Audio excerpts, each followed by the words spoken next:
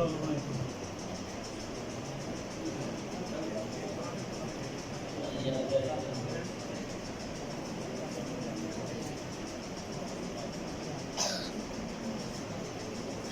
احباب گرامی،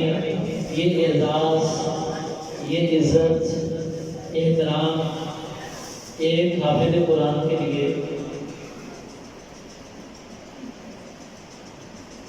آپ نے دیکھا ہے، اور اس بچے کے